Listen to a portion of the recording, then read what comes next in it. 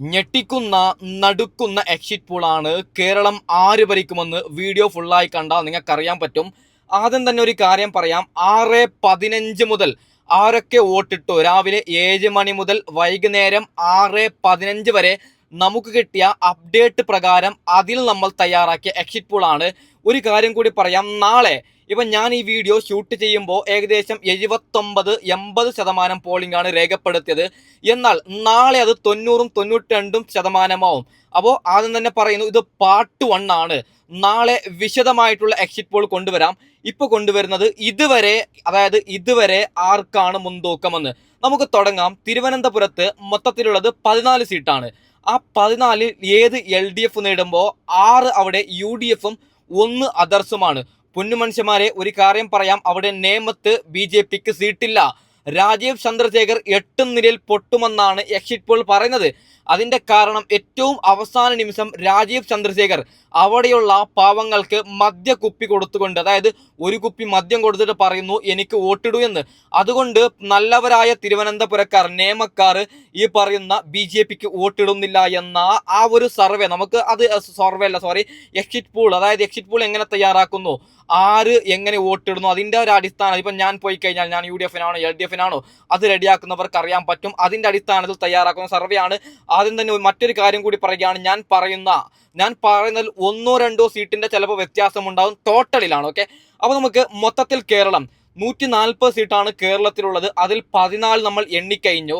ആകെ മൊത്തം LDFന് 7ഉം UDFന് 6ഉം അതർസിന് 1ഉമാണ്. നേരെ നമ്മൾ കൊല്ലത്തേക്ക് പോയി കഴിഞ്ഞാൽ കൊല്ലത്ത് 11 സീറ്റാണുള്ളത്. അവിടെ LDFന് 4ഉം UDFന് 7 സീറ്റുമാണ്. അപ്പോൾ ആകെ മൊത്തം കേരളത്തിൽ നമ്മൾ 25 ഇടത്ത് എണ്ണിക്കഴിഞ്ഞു. അതിൽ 11 LDFും 13 UDFും 1 മറ്റുള്ളവരുമാണ്. ഓക്കെ, അതിനുശേഷം വരുന്നത് വയനാടാണ്. വയനാടിൽ 3 സീറ്റാണ്. ആ 3 സീറ്റും UDF നേടും, യാതൊരു തർക്കവുമില്ല.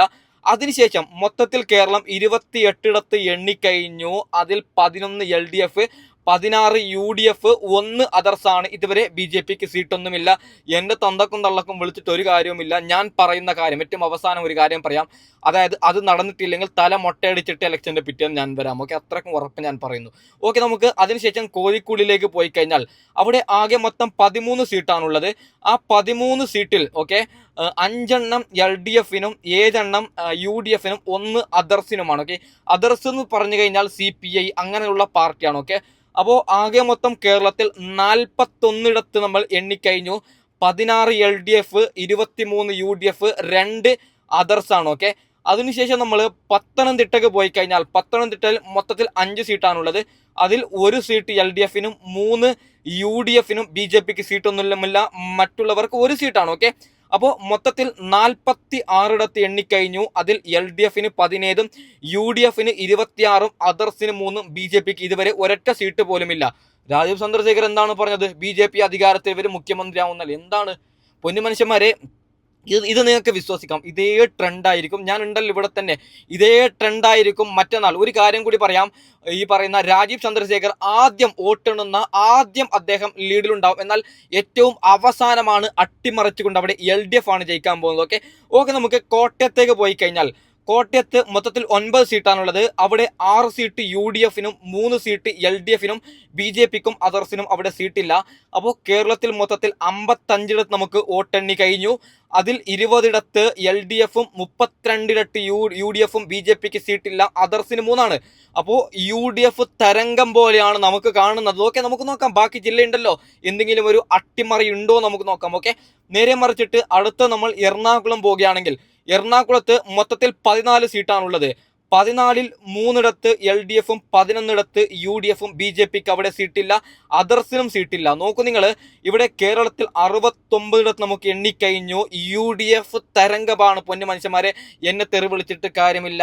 ഇത് അതായത് ഇവിടം വരെ, അതായത് നമ്മൾ എറണാകുളം വരെ നോക്കുമ്പോൾ LDFന് 23ഉം UDFന് 43ഉം അതർസിന് 3, അതായത് 20 സീറ്റിന്റെ ലീഡാണ് എറണാകുളം എത്തുമ്പോൾ നമുക്ക് കാണാൻ സാധിക്കുന്നത്. ഓക്കെ, നേരെ മറിച്ചിട്ട് ഇടുക്കിയിലേക്ക് നമ്മൾ വരുമ്പോൾ ഇടുക്കിയിൽ 5 സീറ്റാണ്. ഓക്കെ, അതിൽ LDFന് 3ഉം. ആകെ LDFന് സമാധാനിക്കുന്ന ഒരൊറ്റ ഇടമാണ് ഇടുക്കി. ഇടുക്കിയിൽ 3 സീറ്റ് LDFനും 2 UDFനും BJPക്കും അതർസിനും അവിടെ സീറ്റില്ല. മൊത്തത്തിൽ കേരളത്തിൽ 74 നമുക്ക് എണ്ണിക്കഴിഞ്ഞു. അപ്പോൾ 26 LDFനും 45 UDFനും BJPക്ക് ഇതുവരെ സീറ്റില്ല, അതർസിന് 3 ഓക്കെ. അപ്പോൾ നമുക്ക് തൃശ്ശൂരിലേക്ക് പോവാം. തൃശ്ശൂരിൽ മൊത്തമുള്ളത് 13 സീറ്റാണ്. എന്നാൽ 4 LDFനും 8 UDFനും അതർസിന് ഒരു സീറ്റ് ഉണ്ട് എന്നാണ് നമുക്ക് എക്സിറ്റ് പോൾ പറയുന്നത്. ഒരു കാര്യം പറയാം, അവിടെ ഈ പറയുന്ന എല്ലാ പൂളുകളിലും നേരത്തെ സർവേയിൽ പറഞ്ഞത് BJPക്ക് ഒരു സീറ്റ് കിട്ടുമെന്നാണ്. എന്നാൽ സുരേഷ് ഗോപി കാരണമാണ് ആ സീറ്റ് ഇല്ലാതായത്. സുരേഷ് ഗോപിയെ ജയിപ്പിച്ചതിന് ശേഷം സുരേഷ് ഗോപി തിരിഞ്ഞു നോക്കിയിട്ടില്ല, അതുകൊണ്ടാണ് അവിടുത്തെ വോട്ടർമാർ BJPക്ക് വോട്ട് കൊടുത്താത്തത്. ഓക്കെ, നമുക്ക് നേരെ മറിച്ചിട്ട് ഒരു കാര്യം കൂടി പറയാം. വോട്ടിംഗ് പെർസെൻറ്റേജ് BJPക്ക് അനുകൂലമുണ്ട്. ഓക്കെ, അത് ഞാൻ ഏറ്റവും അവസാനം പറയാം. ഓക്കെ, അപ്പോൾ കേരളം മൊത്തം 87 നമുക്ക് എണ്ണിക്കഴിഞ്ഞു. അതിൽ 30 LDFും UDFന് 53ഉം അതർസിന് 4. അപ്പോൾ അടുത്തതായിട്ട് ഞെട്ടിക്കുന്ന നടുക്കുന്ന പാലക്കാടാണ്. പാലക്കാടിൽ ആര്? ശോഭാ സുരേന്ദ്രൻ 8 നിലയിൽ പൊട്ടി എന്നാണ് മറ്റേ എക്സിറ്റ് പോൾ പറഞ്ഞത്. പൊന്നുമനുഷ്യന്മാരെ, എന്നെ തെറി വിളിച്ചിട്ട് കാര്യമില്ല.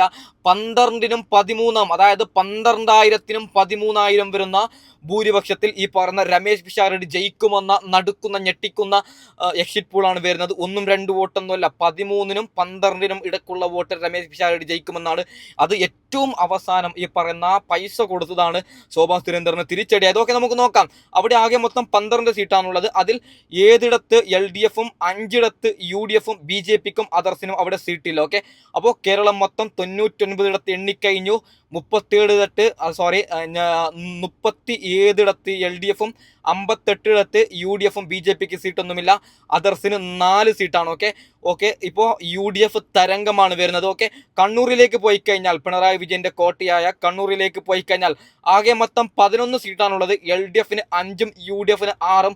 ഞെട്ടിക്കുന്ന ഒരു കാര്യം കൂടി പറയുകയാണ്, ധർമ്മടത്ത് പിണറായി വിജയൻ വിറച്ചിട്ട് വിജയിക്കുന്നു എന്ന എക്സിറ്റ് പോളാണ്. ഞാൻ കളിയാക്കുന്നതല്ല. അതായത് നിങ്ങൾക്ക് മറ്റന്നാൾ വോട്ടെണ്ണും പറയും, വെറും 2000മോ 3000മോ വരുന്ന ഭൂരിപക്ഷത്തിലാണ് പിണറായി വിജയൻ ജയിക്കുന്നത്.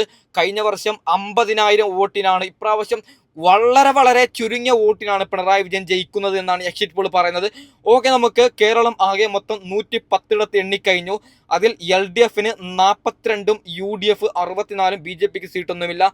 അതർസിന് 4 സീറ്റാണ്. ഓക്കെ, അതിനുശേഷം മലപ്പുറത്തേക്ക് വന്നു കഴിഞ്ഞാൽ ആകെ മൊത്തം 16 സീറ്റാണ് മലപ്പുറത്തുള്ളത്. LDFന് 3ഉം UDFന് 13 സീറ്റുമാണ്. ഓക്കെ, ഇപ്പോൾ UDF തരംഗം, UDF അധികാരത്തിൽ വരുന്നതിൽ യാതൊരു തർക്കവുമില്ല. കേരളം മൊത്തത്തിൽ 140ൽ 126 എണ്ണിക്കഴിഞ്ഞു. അപ്പോൾ 45 LDFും 77 UDFും BJPക്ക് ഇതുവരെ സീറ്റൊന്നുമില്ല. അതർസിന് 4ആണ്. ഓക്കെ, ആലപ്പുഴയാണ് അടുത്തത്. ആലപ്പുഴയിലേക്ക് വന്നു കഴിഞ്ഞാൽ അവിടെ ആകെ മൊത്തം 9 സീറ്റാണുള്ളത്. അതിൽ LDFന് 4ഉം UDFന് 5ഉം BJPക്കും അതർസിനും സീറ്റില്ല. അപ്പോൾ കേരളം മൊത്തം 135 നമ്മൾ എണ്ണിക്കഴിഞ്ഞു. ഓക്കെ, 49 LDFും 82 UDFും BJPക്ക് സീറ്റില്ല. അതർസിന് 4ആണ്. ഇതിനാണ് വരുന്നത് മഞ്ചേശ്വരം, കാസർഗോഡ് മണ്ഡലം. അപ്പോൾ ഇതിൽ നിന്ന് നമുക്ക് മനസ്സിലാവുന്നു. ഇപ്പോൾ കാസർഗോഡിലേക്ക് കടക്കാം. 82 സീറ്റാണ് UDFനുള്ളത്. അപ്പോൾ ഒരു കാര്യം 100% ഉറപ്പാവുന്നു, UDF തരംഗമാണ്. ഇത് ഞാൻ പറഞ്ഞതിൽ 3 സീറ്റ് ഈ പറയുന്ന UDFന് കൂടുന്നതല്ലാതെ കുറയൂല. നമ്മൾ അത്രയും ക്ലിയറായി കൃത്യമായിട്ടാണ് എക്സിറ്റ് പോൾ റെഡിയാക്കിയത്. മറ്റന്നാൾ കാണാം നമുക്ക്. അപ്പോൾ കാസർഗോഡിലേക്ക് വരികയാണെങ്കിൽ ആകെ മൊത്തം 5 സീറ്റാണുള്ളത്.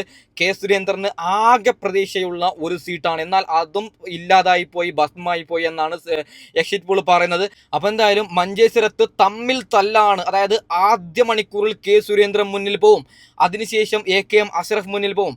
അങ്ങനെ ഫൈറ്റായിട്ട് ഒരു പക്ഷേ കെ സുരേന്ദ്രൻ ജയിക്കുമെന്ന് അവസാന റൗണ്ട് വരെ ഈ പറഞ്ഞ കെ സുരേന്ദ്രന് 300ഉം 400ഉം വരുന്ന ലീഡുണ്ടാവും.